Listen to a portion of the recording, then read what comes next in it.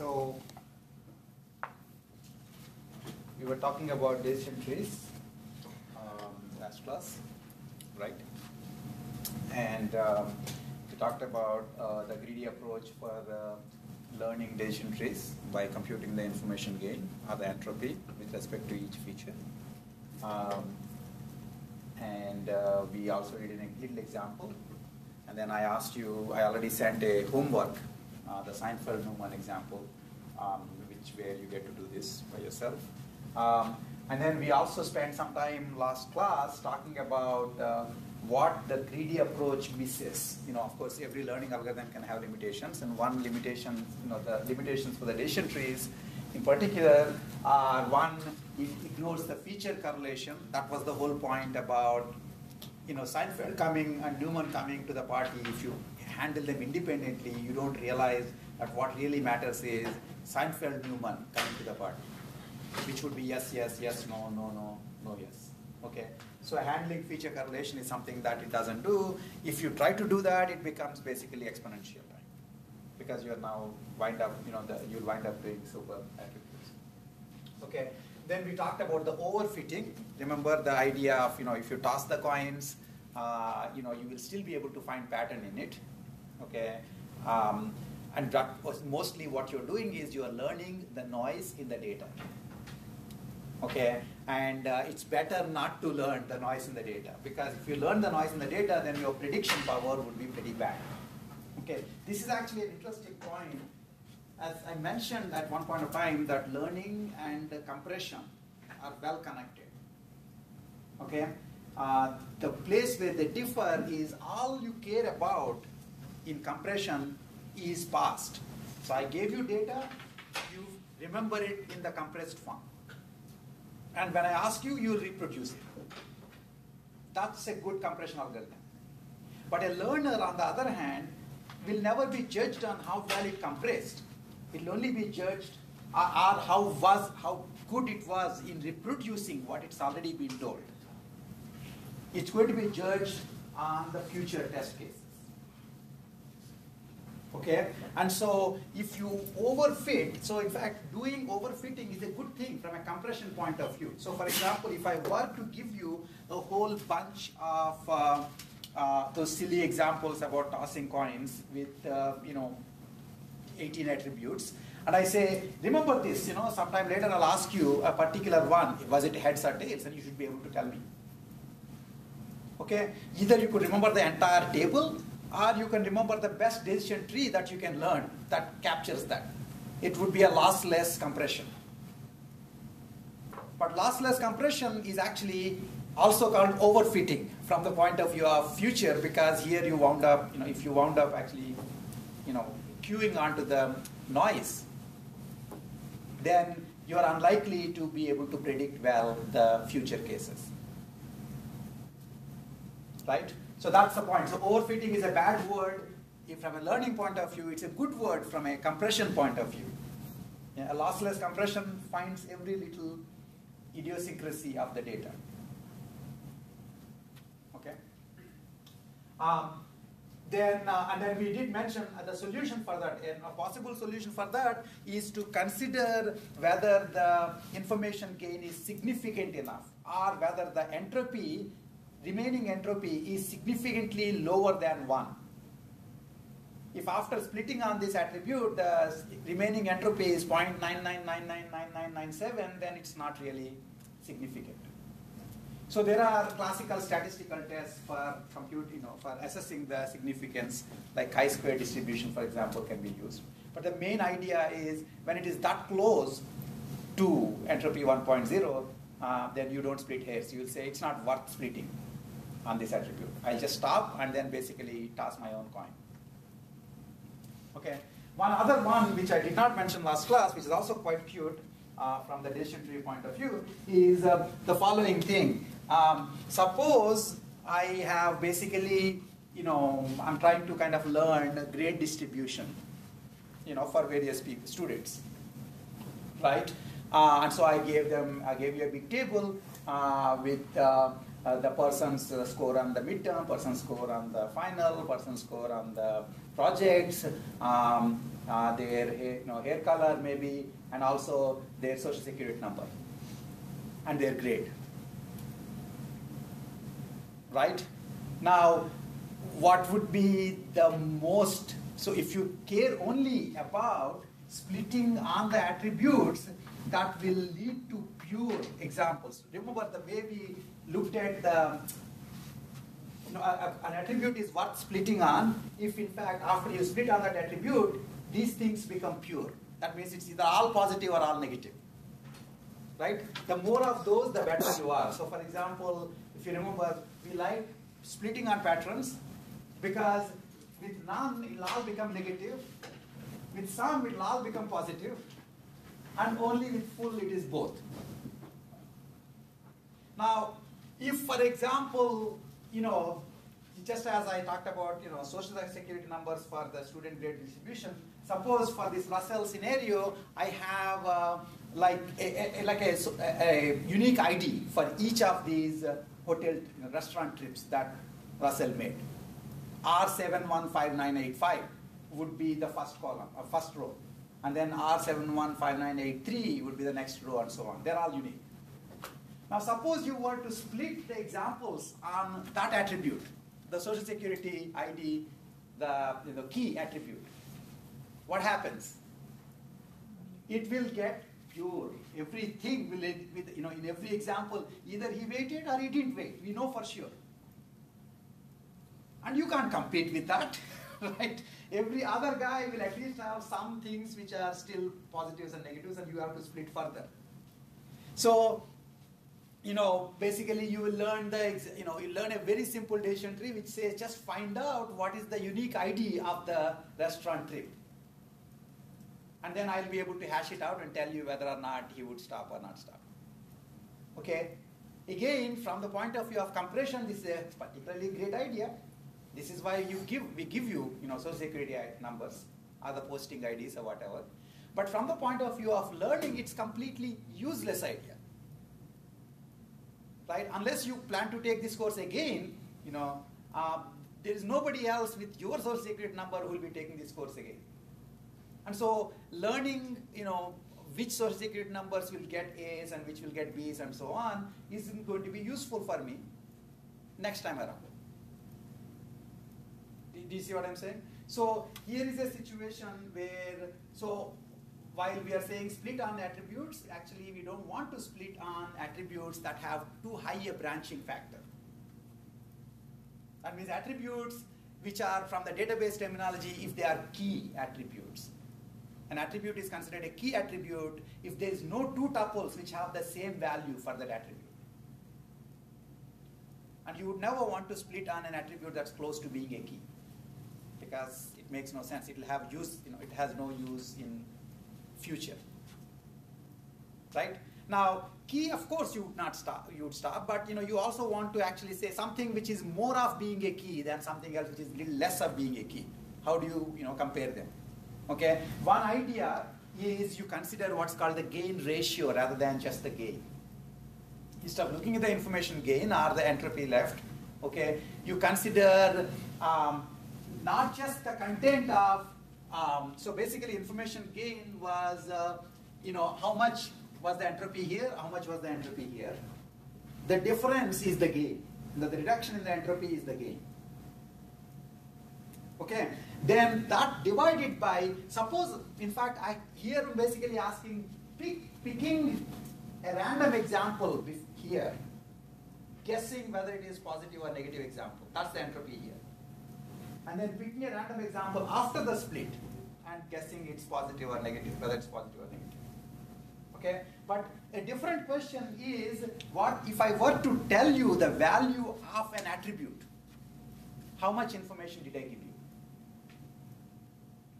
Okay, if an attribute has only two possible values, then giving the value of that attribute doesn't give you as much information as if it has 18,000 values, in which case telling you what actual value it takes tomorrow will give you a lot more information. So in essence, what you would do is you will take the ratio of the information gain with that, for splitting on the attribute A, divided by the ratio of just the information gain of just answering the question, what is the value of this attribute? So the denominator would be higher for highly branchy attributes. Okay? And that's how you can deal with stopping, you can basically stop this temptation to branch on social security numbers during decision tree learning. Okay, all of these you can almost understand, it makes sense. These things, once you understand the greedy method, you see these are all pitfalls and you can handle this. Okay? So that's, decision tree learning. Now, one thing I want to know is, since this is one learning method we just learned, how do you evaluate whether or not a decision tree learner is doing well for your particular example, particular task at hand? Okay. Now, of course, learning is all about future. Really, how do I evaluate whether you learned AI? I have to tag along with you for the rest of your life, and then see whether or not you have basically ever showed totally blank look when somebody said A star search, or tried to essentially completely miss the point about proposition logic with the first order logic, or not knowing when to apply what kind of representation and so on.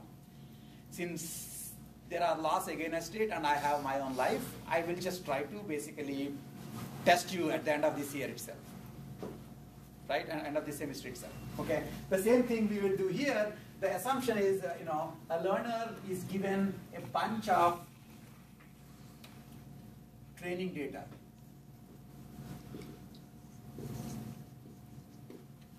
Okay, it's actually given and this is all labeled training data. It's labeled means for each example, you know whether it's a positive or negative. If it's a Boolean example, Boolean class. Okay, then what you are trying to do is essentially you may want to split it into two parts and say this is the training part and this is the test data.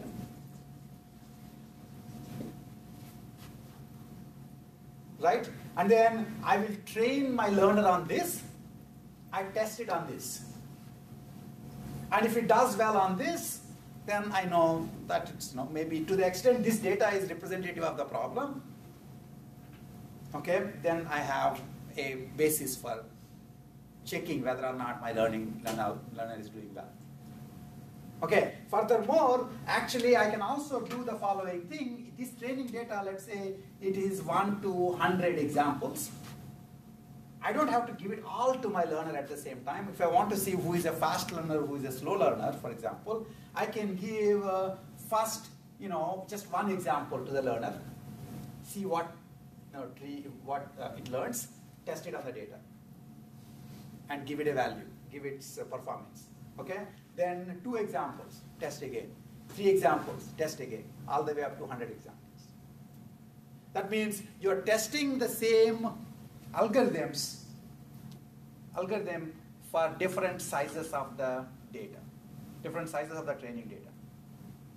That will tell you how much training data is needed before it reaches a certain level of accuracy.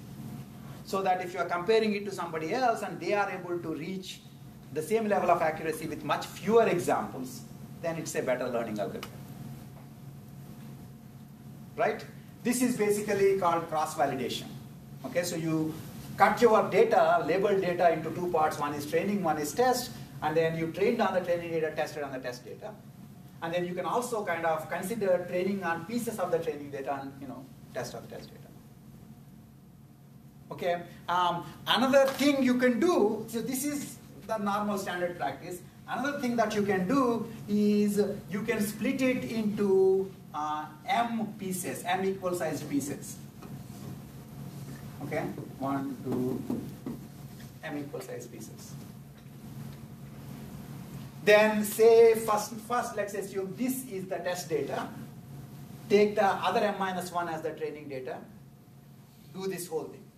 Then I say, well, now you get to be the test data. This and all these are the training data. Do the learning again. Do you see what I'm saying? So this is called m-fold cross-validation. So you're basically using the data. I mean, you can kind of understand this, right? So I'm giving you homework problems, I'm giving you test problems. And sometimes, you would wish that the test problem I gave was also in the homework, or something like that was in the homework. Then it wouldn't have been as hard. I'm thinking that it's all same distribution, but you might be, thinking differently. Okay, so, you can assume that when I started this semester, I pretty much had all the problems that I know how to solve. Okay, that's my training data, that's my data. And I'm feeding you some of this, and I'm testing you on some of the rest of it. And then if I can somehow, control the access to my website, then next year perhaps I can use the test data as the training data and training data as the test data.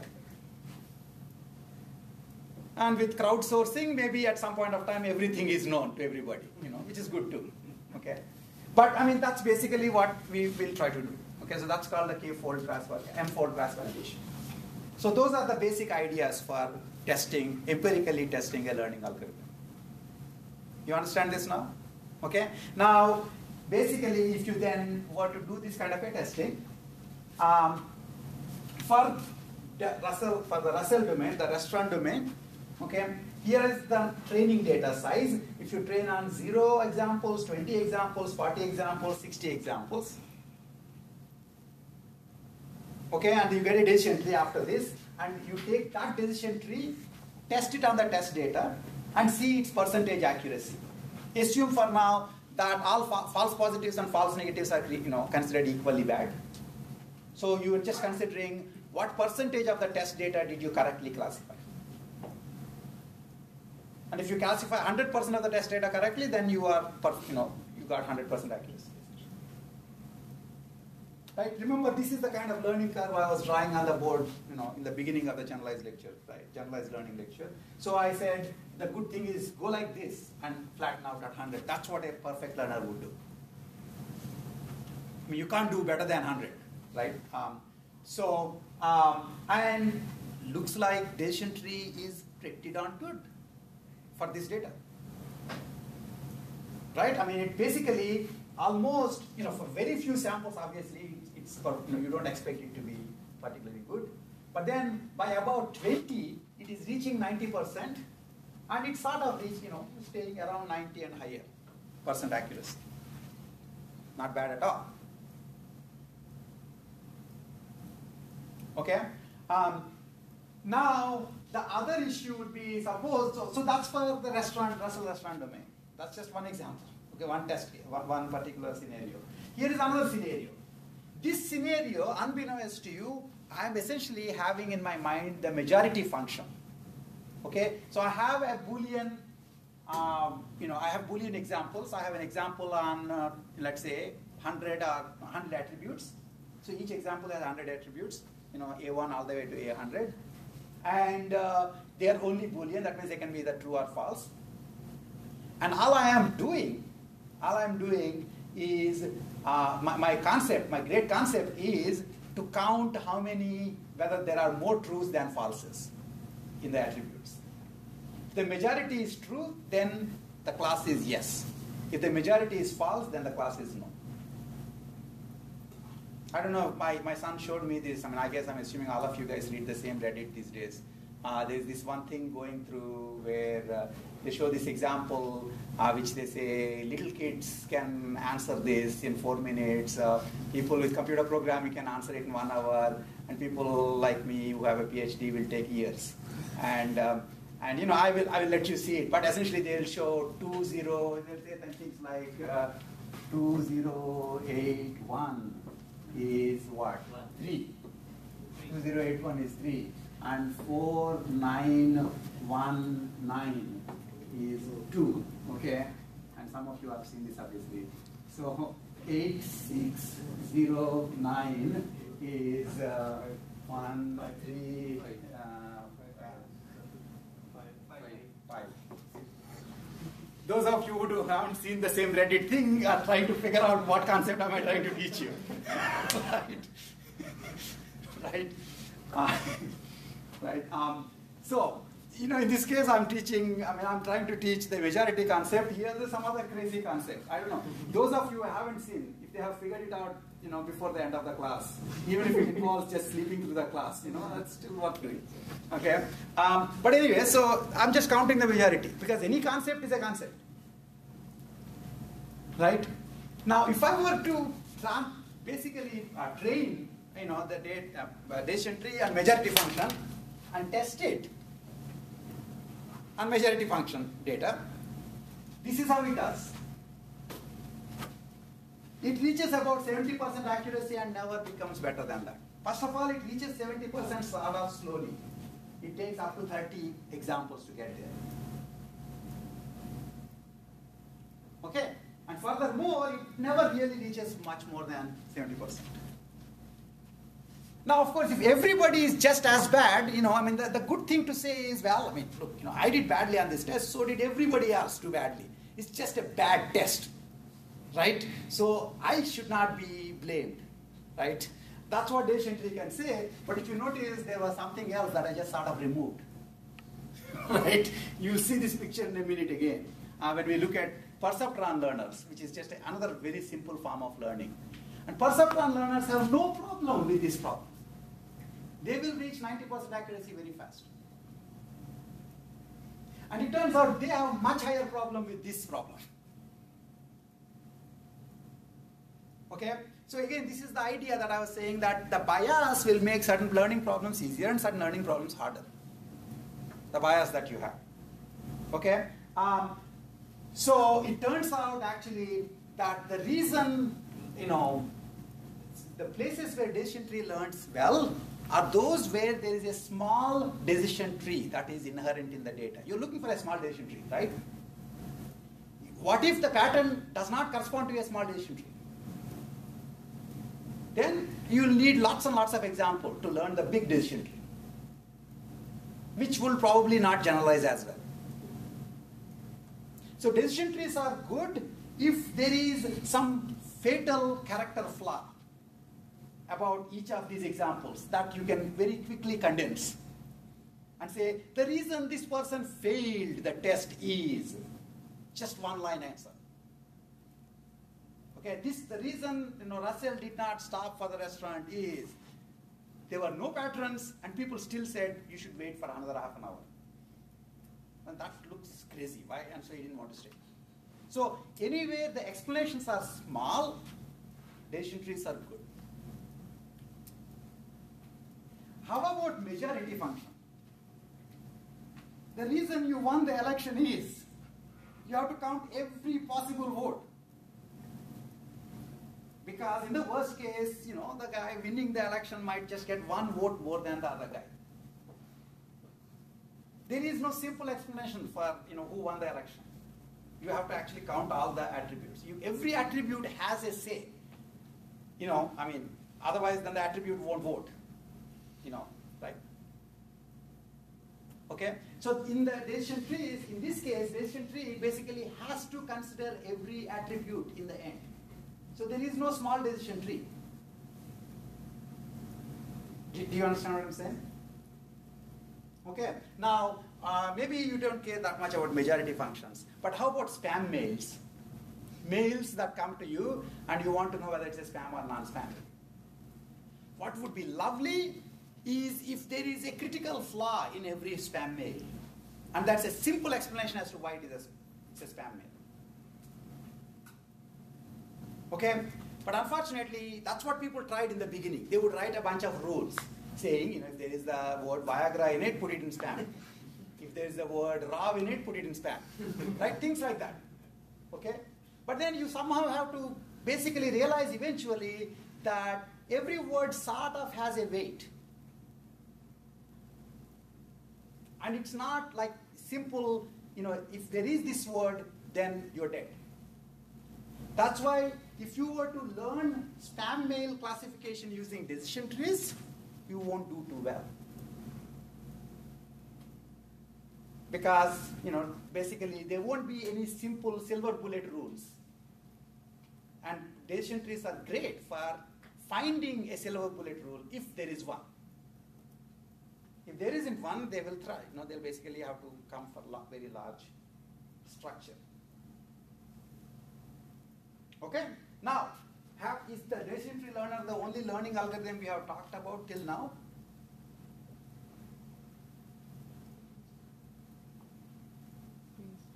What? Bayes methods. Naïve Bayes learners, right? So let's look at Naïve Bayes learner. This is Naïve Bayes classifier being compared to decision tree learner on the Russell restaurant scenario. And Naïve Bayes is not doing all that well. It actually, kind of rises slow and also kind of plateaus earlier. Right? Okay? Whereas Russell is doing much better, and the decision tree is doing much better. So on this example. But in fact, if you go to, let's say, Google, at one point of time somebody asked the guy, Norvig, Peter Norvig, who is the co-author of the AI textbook, is also, for the longest time, he was the director of research at Google. And several years back, somebody asked, so exactly what kind of machine learning algorithms do you use? And he said, we just use Naïve Bayes classifier. That's it. It doesn't make any sense, but it works fine. Why? Because for most text data, I give you a big document and you have to say, is it right-leaning or left-leaning document? I'll give you a big document and you have to say, is it spam mail or non-spam mail? Okay? And in all those cases, the answer is quite nuanced. It's never based on a silver bullet. I mean, have you ever thought about this? I don't know whether you did, I did. Supreme Court opinions, right? They say they'll decide one way. Why can't they say, we decide because of this small reason? They will write, 80 pages at the minimum. And if people like Scalia start, they'll go even longer. So what is it that they're saying? They're essentially kind of making a very nuanced argument. And that's how we live our life. We live our engineering part of the life without nuances. Because saying, the bridge is not really fallen down. It just is sort of in a disassembled state. People won't like us for that. Okay? But whereas, a legal argument can be quite nuanced.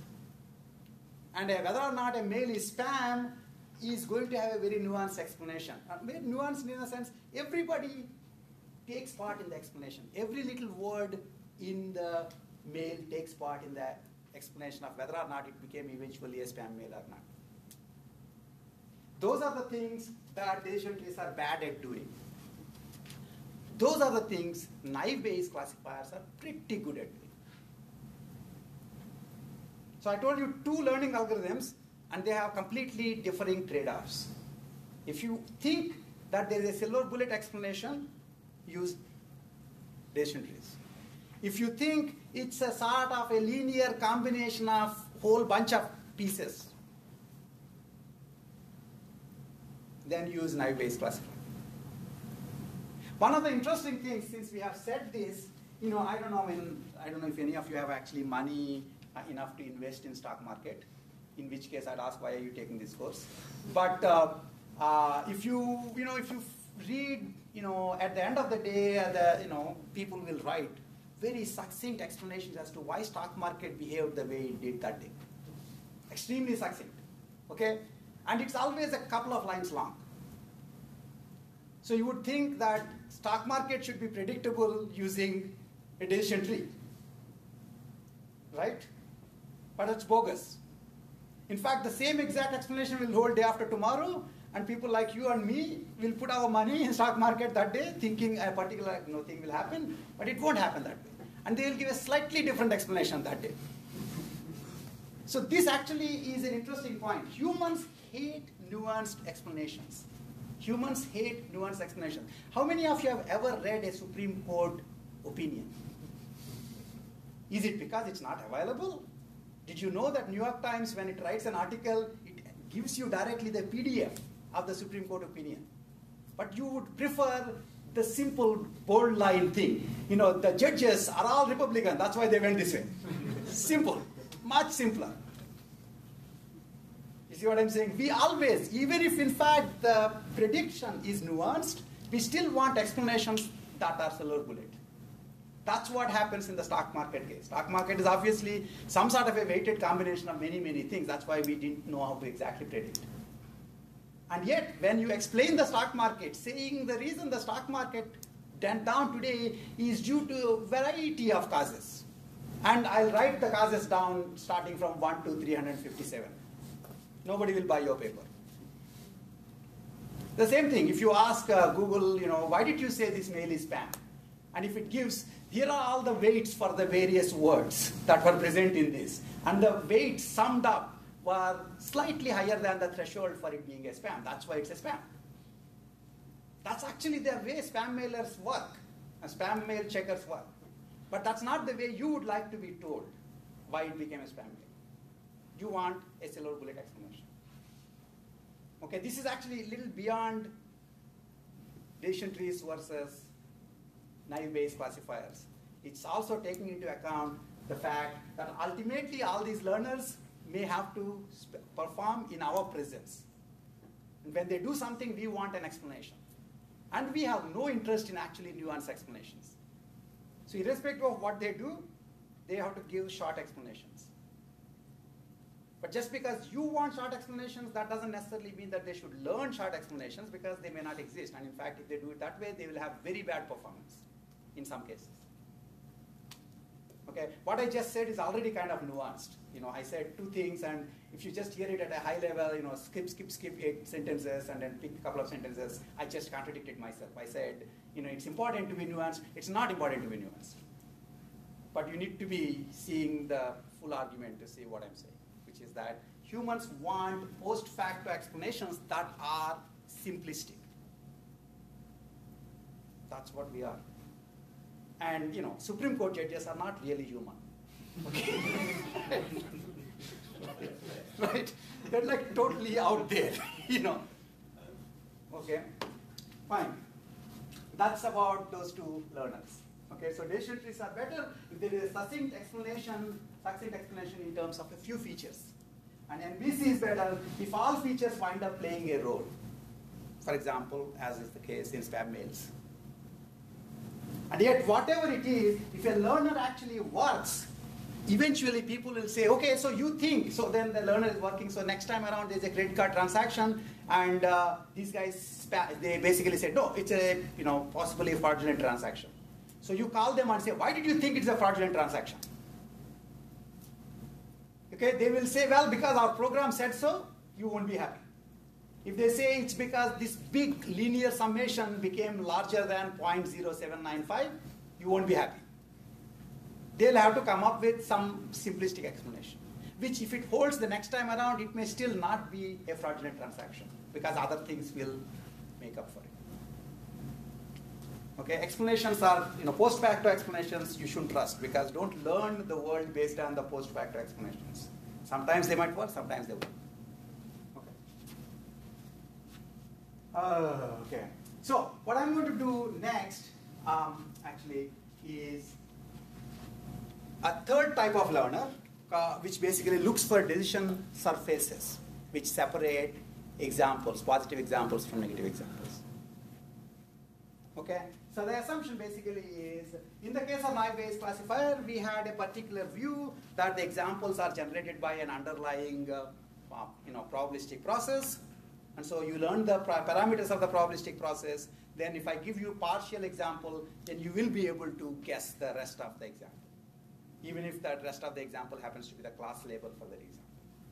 In the case of decision trees, you assumed that the data is sort of representable by a simple logical expression. And you learn the logical expression, and then when you give a test data, you see with respect to the logical expression whether the test data is positive or negative. And this bias is, I'm thinking that all this data can be represented as vectors in some high dimensional space. Okay, for a minute, just assume that all the attributes are real numbers. If they are not, you can always convert into real numbers of some sort. Okay, then you basically each of your data will become a point in a high dimensional space. Then the question is, suppose it's a two-dimensional. If you have a data is just two attributes. Okay, and so here are all here is the first attribute x1, here is the second attribute x2, and then these are all, let's say, positives, these are all negatives. Okay, so these are all the data points. So each data point, here is a data point which has this much x1 value, this much x2 value, and it happens to be positive. And here's a data point which has this much x2 value, this much x1 value, it happens to be negative. Now if I look at that training data that way, then I might say, well, can I find some little pattern here? Well, one pattern is, if I draw this line here, anything above that line seems to be negative, mostly. Anything below that line seems to be positive, mostly. So I can just remember this line instead of all this data. And then when you give me a new point, somewhere here, then I'll say, oh, okay, this must be positive. If I give another point somewhere here, then say it's negative, and so on. So what I need to learn is the equation of this line. Right? Now how would this equation of this line, and then basically, if I give you the equation of the line, equation of the line in 2 dimensions would be ax1 plus bx2. In fact, I would actually write it more as w1 x1 plus w2 x2. Okay? If w1 x1 plus w2 x2 is equal to c, is normally the line's equation. Okay? So then, if I get the line's equation, then if it is more than c, then it is one side. If it's less than c, in the other side. So I just need to find out what's the best values for w1 and w2. Then I would have learned the concept. Right? And I can do the same thing. If it is instead of 2 dimensions, you can see that it's going to be a line. For 3 dimensions, it's going to be a plane. For 4 dimensions, I don't know if you can see it. If you can, tell me. It will be a hyperplane. It will be a 3-dimensional space separating 4-dimensional points. Okay, you may not be able to visualize it, but the for an n-dimensional thing, it will still be wi xi would be the line equation. The c, by the way, it turns out in a minute I'll show you that I don't need to think about c that much. Okay, because I can always think that there is a weight w0. Okay, and w0 is equal to c. Then I can just say w1 x1 plus w2 x2 minus w0 c. If it is greater than 0 or less than 0 is the only thing that matters. Okay, so if it's high dimensional data, then I still need to find just the weights, w's. Okay. Now it turns out that a way to think about this, is the following. The representation called perceptron, in essence, will be finding hyperplanes separating the data. Okay? And what does a perceptron look like? A perceptron, this is the simplest perceptron. It's going to take, there are a bunch of inputs here. These can basically, you're saying this is 1, this is 0, or this is, it can, in the beginning we'll just assume 1s and 0s, but they don't have to be, they can be real value too. And each of these edges have weights. Okay, so this is I1, I2, etc. up to In. This is W1, etc. up to Wn, the weights. What this unit does is it says I1 times W1 plus I2 times W2 plus I3 times W3, blah, blah, blah, the summation. And if the sum is greater than 0, output will be 1. If the sum is less than 0, the output will be 0. That's all this will say. And this is good because then this will be, somehow you're taking the input. So for example, the Russell restaurant scenario, suppose all the attributes are Boolean, then I would be able to put them as 1s and 0s. And then, if I got the right weights, then out comes a 1 if he is actually going to wait for the restaurant table. Out comes a 0 if he's not going to wait for the restaurant table. Right? Okay? So all I need to learn then is these weights W. And how do I do that? I essentially, for all the training examples, I know their labels, right? For the training examples. So I will clamp the training example inputs here. And I'll see, I'll start with some arbitrary weights in the beginning. Here's an idea. Start with any arbitrary weights in the beginning. Clamp some inputs here. Take an example and clamp its inputs here. And see what this guy is about to say, given these weights. If it says 1 and it needed to be a 1, that means it's an example. Nothing needs to change on account of this example. If it says 1 and it needed to be a 0, then this sum should somehow be driven down a little so that it will be less than 0. So you adjust the weights a little in the down direction so that this example will work. But don't do it hugely, do small step, because the next example will again be clamped, and you'll see what it does with respect to the next example. Okay? And what's happening as you feed these examples through this, you would have started, had this been a two-dimensional scenario. In a two-dimensional scenario, there will only be 2 inputs. And then if I just arbitrarily initialize the weights, that initialized weight will correspond to some random line like this. Now I will give, so if I had a line like this, then I gave this example, it would say negative. But it's actually positive. So I will change the weights so that the line turns a little bit like this. So that it will be more consistent with this example. Okay? And now I take the next example. And then every time, basically, the line is moving back and forth. And the interesting thing is, you can actually, if in fact the data is linearly separable, that means in fact the data, there can be a line between that spot such that all the positives are one side and all the negatives are the other side. Then, as long as you change this weights in a small enough fashion every time, small enough amount every time, you're guaranteed to get to the optimal line. Okay, this is perceptron learning. Okay, so let me say what I said and then I'll try to show you why it actually works. So this is the simplest way of thinking of perceptron learning. This is not actually theoretically sound, but it turns out it will work. And the theoretical sound one, we'll see it in a minute. Okay, so loop through the training examples. If the activation level of the output unit is 1, when it should actually be 0, reduce the weight on the link to the jth input by alpha times ij, where alpha is the learning parameter, the learning rate parameter. It's set to a small number like 0.1 or 0.01 or something. Okay, and if the activation level of the output unit is 0 and it should be 1, increase the weight of the link to the ith input unit by alpha times ij.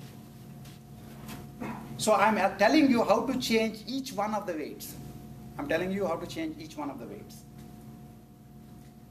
And each weight will change in the direction that will make the sum go in the right direction. So if it was supposed to be 1 and it actually is coming out as 0, then that means the sum wound up being less than 0. So it got thresholded to 0. So you need to make the sum higher. And if one of the inputs is negative, then to make the sum higher, its corresponding weight has to be reduced. One of the inputs is positive, to make the sum higher, its corresponding weight has to be increased. That's what I'm doing here. By the way, this is part of the homework example. You will also do Seinfeld-Newman on this. Okay, now while it turns out that this actually converges, and it's not a surprise because what we are really doing is gradient descent. That means essentially you are, if the idea that if you have a real function, real value function, and you want to get to its minimum, then if you are here, you take a step opposite to the direction of the derivative at that point. That's what you do, right? And if in fact the function has, its function is, in this case, convex. So no, actually this is concave. Then essentially, it has only one minimum. So you're guaranteed to find the minimum by making these steps. As long as you don't make huge steps. If you make huge steps, you'll go from here to here. If you make small enough steps, you'll come here. Now the interesting thing is gradient descent already makes sure that the step size would be correct. Because here the gradient is high, so you make big steps this direction. When you come here, the gradient becomes close to 0, so you make small steps this direction. So gradient descent already changes the learning rate correctly from the point of view of the picture that we just talked about. Okay? And so if you actually want to do the calculus, in this case, what you have is a scenario where each of these attributes, the perceptron node here, right, it basically looks like this. It has a bunch of inputs. They're being summed. They're being thresholded. Okay, that means you have a function like this such that if it is greater than 0, it basically, if x is greater than 0, y will be 1. If x is less than 0, y would be 0. Okay, and that's the point I'm trying to make. So I have like a thresholding function. The simplest kind of a thresholding function would be a step function.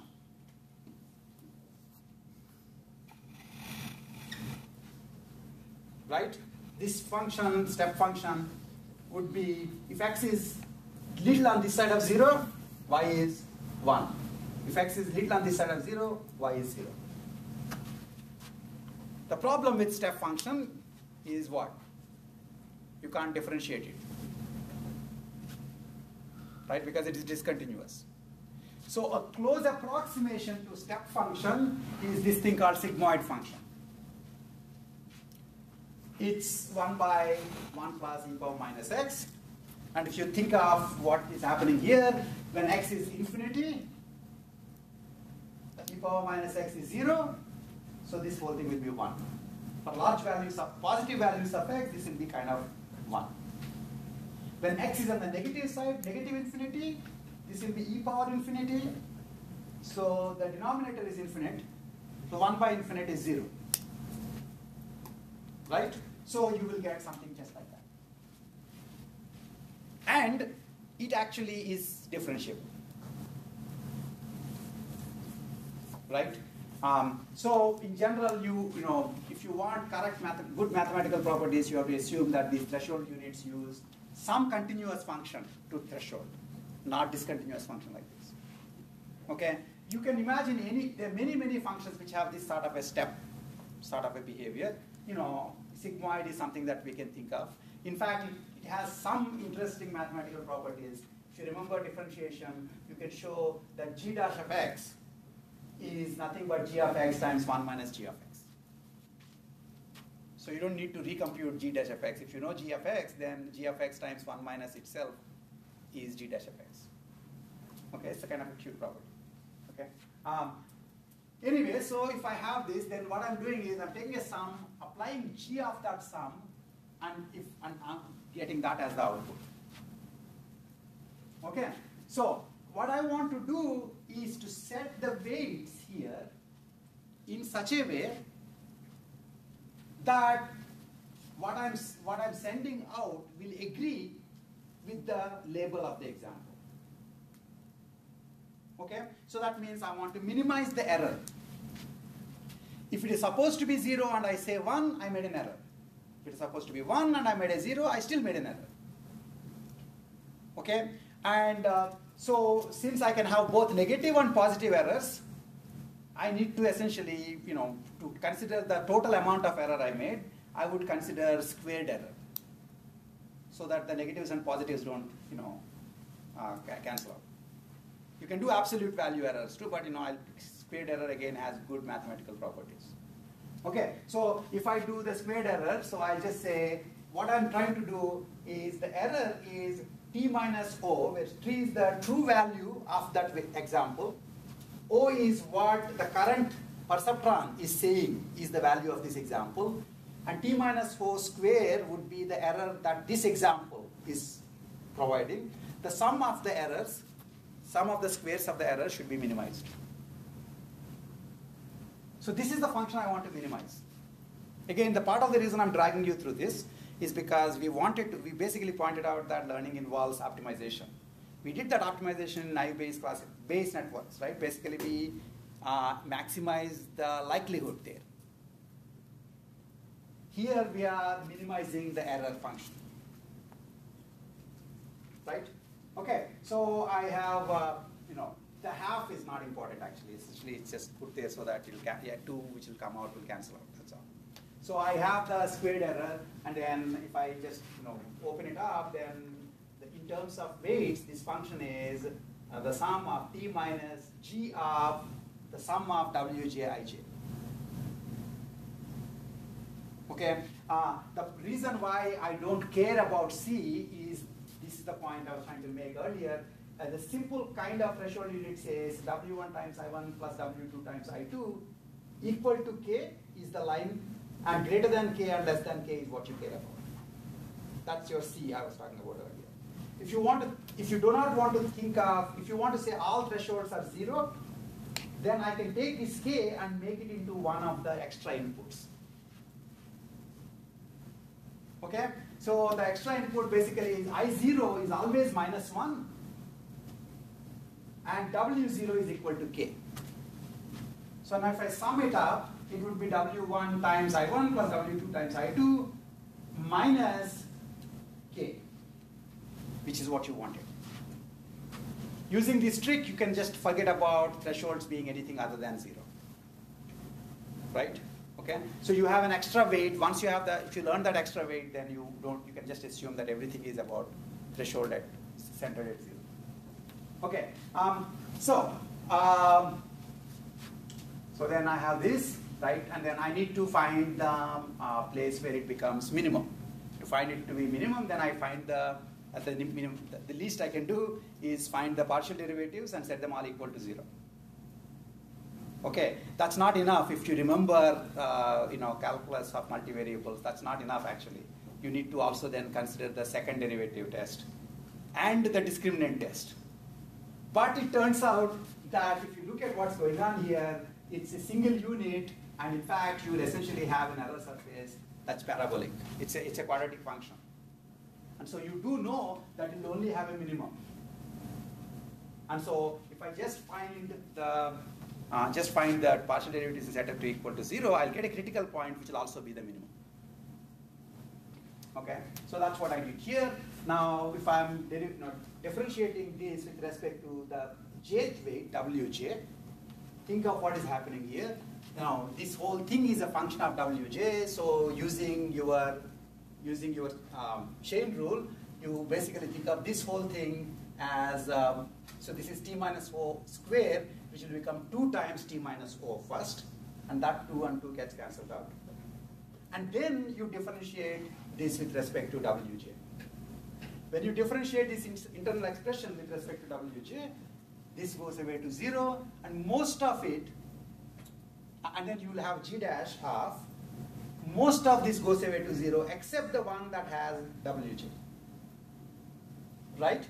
So I have t minus O, and then the g dash of just this, and then the ij, which is the weight of Wj. I don't know if you see this.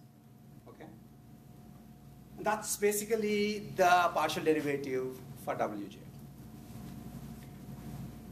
Okay? And so what I will then do is I will set Wj to be equal to Wj plus the negative of this partial derivative.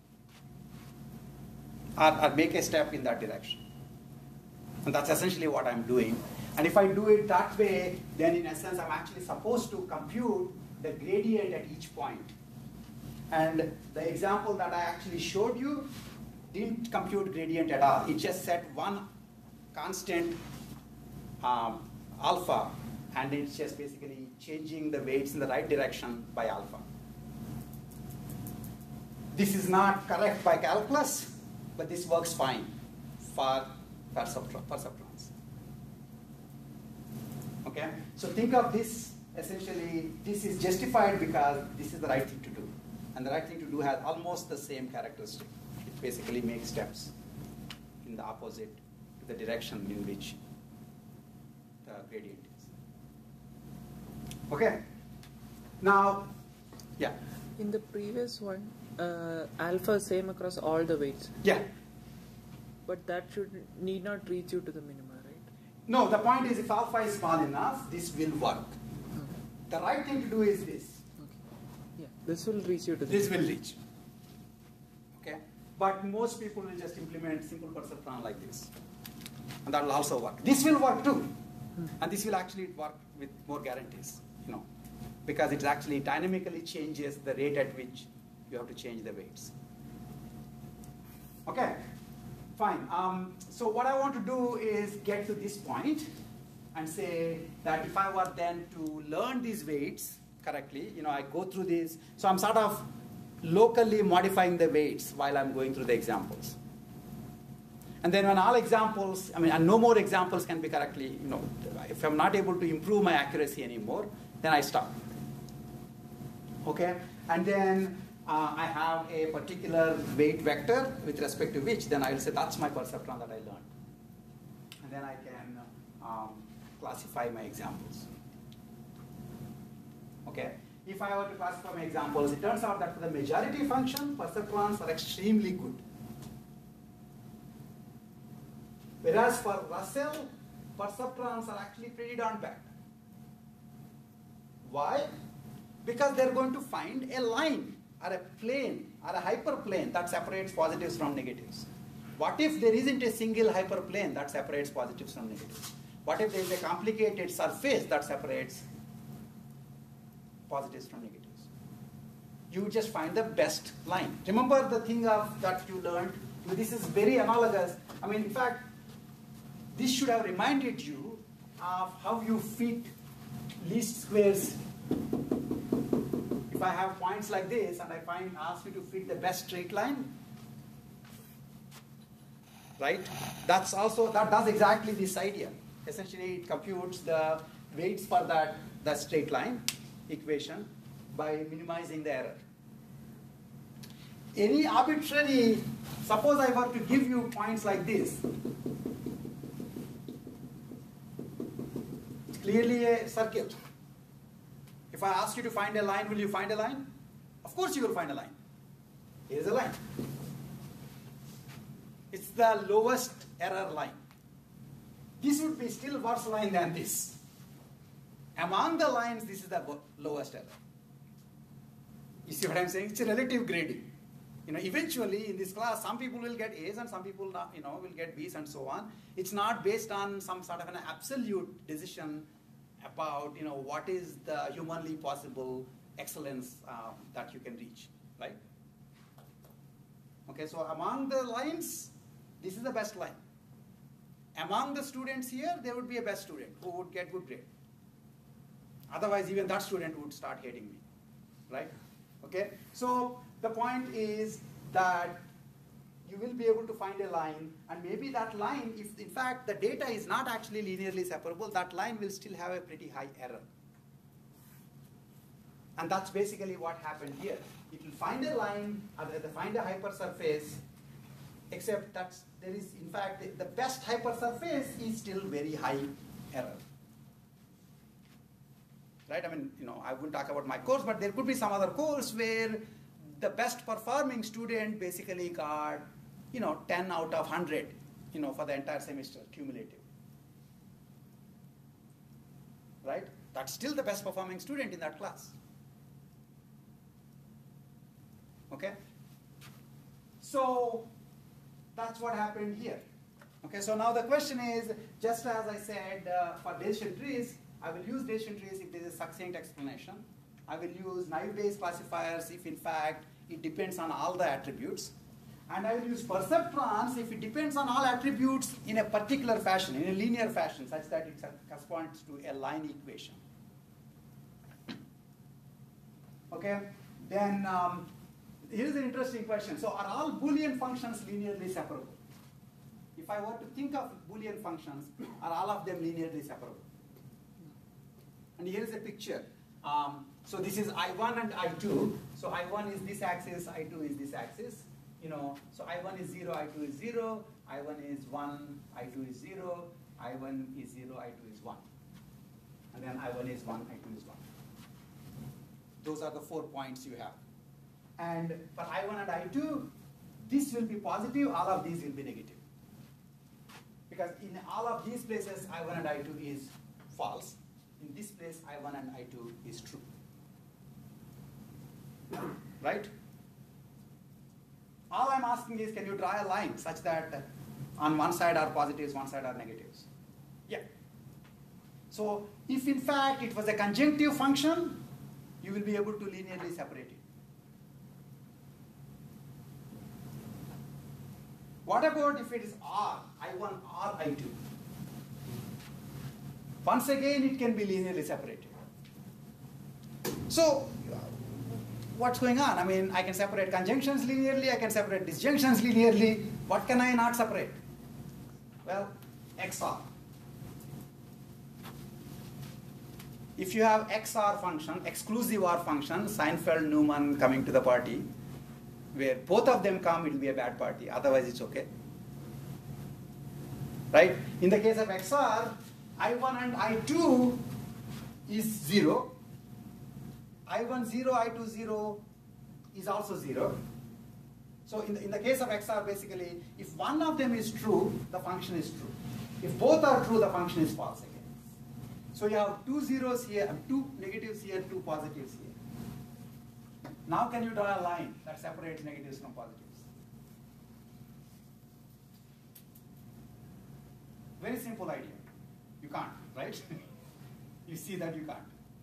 So the interesting thing about this is back in 60s, there was a guy called Frank Rosenblatt.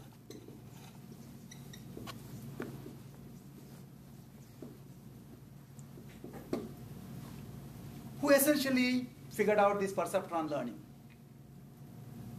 And just as Archimedes, when he figured out the principle of fulcrum, said, give me a long enough stick and a fulcrum, I can lift the universe. I mean, I keep wondering where exactly was he going to stand, you know, so that he'll lift the universe. But he said, you know, I can lift the universe. You just have a long enough stick and a fulcrum, I'll just put universe on one side, I'll be on the other side, I put a little force and the universe will be lifted. He was like drunk with his power. So similarly, Frank Rosenblatt, having figured out perceptron learning and figured out that many learning problems can be essentially reasonably predicted well using perceptron learning, said, I have now figured out learning. And all we need basically is a really big lab where I get to direct and I get a lot more money and then I'll do more research in this direction. And for a while it was going well. And then two party poopers called Minsky and Papert, where Minsky is one of the founding fathers of AI, wrote a book. I don't know why they had to write a whole book. But he wrote a book where in the first chapter they said, by the way, did you notice that perceptrons only learn linearly separable concepts? So, I mean, he was just basically doing this, and, you know, he was doing just this algorithm. And it was giving answers once in a while. And, he, ignored as to what we were talking about, which is basically it works because it's learning a line. And if there is no line that separates positives from negatives, you will not learn that concept. Okay? And so when Minsky and Papert wrote that book, that killed, of course, Rosenblatt's research, but it also killed anybody who was thinking of doing learning using perceptrons, where perceptrons, going back a few more slides, the reason Rosenblatt was actually able to sell these perceptrons is not because, notice, perceptrons have sigmoid functions, right? Notice perceptrons have sigmoid functions. Please, you give me some money, I'll do more work on that. Nobody is going to give you.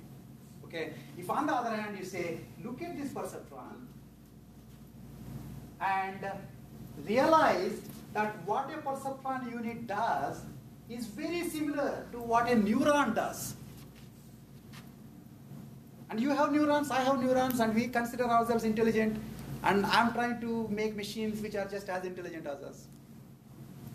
And then, they can go for the wars, and we can sit at home. And DARPA and the defense departments were very happy to support this research. You see what I'm saying? Okay, so it's the connection between these threshold units and the neurons in the brain that basically look like, wow, I eat on a silver bullet now. This connection is indeed true. In fact, neurons do have this thresholding behavior. They get inputs from multiple directions, and essentially they sort of take a linear summation, a sort of a threshold, and then the neuron fires. You hear the word neuron firing. Firing only makes sense if it's a threshold. If it's a continuous function, you don't say fire. What is there to fire? I mean, it's just, as the input changes, the output keeps changing. There's nothing much of a difference. The fire means somehow the input, as input changes, output suddenly changes at some point of time. Okay, so people who were trying to understand how brain works by modeling neurons were also swept away, because Minsky and Papert showed that perceptrons don't work. Now, obviously, that's not what they were trying to say. They were saying you cannot just train networks like this, where there's a single layer of threshold units, and assume you will be able to learn all possible decision boundaries. If you only have a single layer, you will learn a linear decision boundary. Okay? It doesn't matter how many perceptrons you put one under the other, it will still be linear. What you need is these guys in outputs should become inputs to somebody else. Then it becomes multi-level neural network. The moment you have multi-level neural network, the function that you have for the error function won't have this nice property. It won't be a convex function anymore.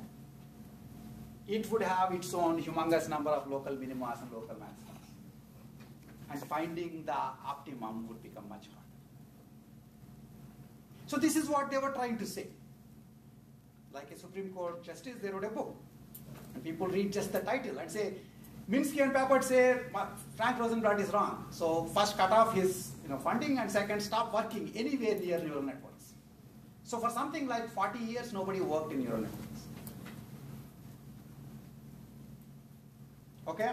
It turns out that you shouldn't give up on neural networks, because actually, forget about all this. Actually, let me get to you. Okay. It's with B. Okay. So if you have single layer perceptron, you can learn linear threshold. I mean, you can learn line boundaries. If you can somehow stack the threshold unit such that the output of one threshold unit becomes input of another threshold unit, then you can learn any continuous decision surface. It's a deep mathematical theorem which shows that if you just have just two layers, that's it. All you need is two layers, and you will be able to learn any continuous decision boundary. And if you have three layers, then you can learn any decision boundary, even if it's not continuous. Unfortunately, the beauty of perceptrons is they could be trained very easily. For the small amount of data, they were able to converge to the best line. Even the two-layer networks are very hard to train. What we mean by saying they're very hard to train is, suppose you take, I don't have that curve there, but suppose you take the Russell scenario. Okay, you know that the perceptron does whatever it does and kind of goes to 70%. If you were to try to train a multi-layer neural network, then its performance would look something like this.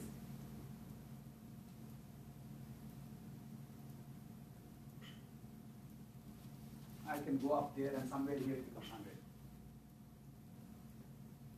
Do you see what I'm saying?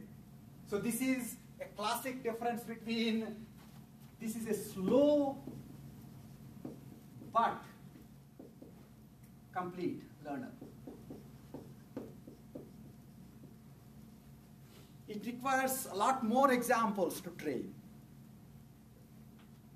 But it will eventually reach 100% accuracy. This guy will reach his 70% accuracy very fast. And you can give them more and more examples, they'll only be at 70%. I said there are students like that, there are learning algorithms like that too. So neural networks, when people figured out ways of training neural networks, again back in the 80s for a while there was a lot of interest in multi-layer neural networks. They found approximate ways to find the weights. There's an idea called backpropagation algorithm, which is described in the textbook. You can look at it. Okay, but the main point is they are, in theory, able to find, at least in the optimal case, they're able to find any decision surface. But they'll take a lot more examples to get there. So it's a hard learning. So basically, they take, it's normal to let the neural network be trained over multiple days, just so that its weights will stabilize. Now you might think that's not particularly bad. How long did you take to stabilize? I think some of you haven't yet stabilized. I myself haven't stabilized. Okay, but just because you had cute faces, or at least your parents thought you had cute faces, you could keep falling flat on your face all the time, and they'll still think, he's still learning how to walk. He's only 8 years old. He will slowly learn. And that's basically, you are a slow learner. We're all slow learners. But what mattered is we did eventually figure out how to learn. And in fact, one of the interesting things that people point out is, you should read Wikipedia or something to make sure that I'm saying it right, that Down syndrome, kids with Down syndrome, for example, they have about the same level of learning in the beginning stages. But then they plateau out. Okay, so you can make connections to these learning curves and real life situations quite easily actually. Okay, now, so that's basically the story regarding this third learning algorithm, which is all I really want you to understand is that at least you know how to train this, and this is very easy to train. And if you knew how to train this, which is actually possible, they tend to be slow, but then they would have got 100% accuracy on the Russell scenario. Okay, so this sort of ends our discussion of learning. We looked at least 3 very different learning algorithms. The bigger point is you learned how to learn those, particular types of hypotheses. Okay, so in one case, Naïve Bayes classifier, one case, decision tree learner, one case, decision boundary. Okay, but the more interesting thing is when do they work? And each of them have biases. Decision tree has a succint explanation bias. Naïve Bayes classifier has its own bias. For example, it's essentially assuming, just to make its life simple, it assumed a particular topology. That's not because that's the right topology, it's because that's what it could do. And in some sense, if you apply a perceptron learner, you are essentially assuming I shall find lines. The best line I can find, I'll find. Okay, so we'll stop there. Okay, and this will truly be the ending of the learning topic.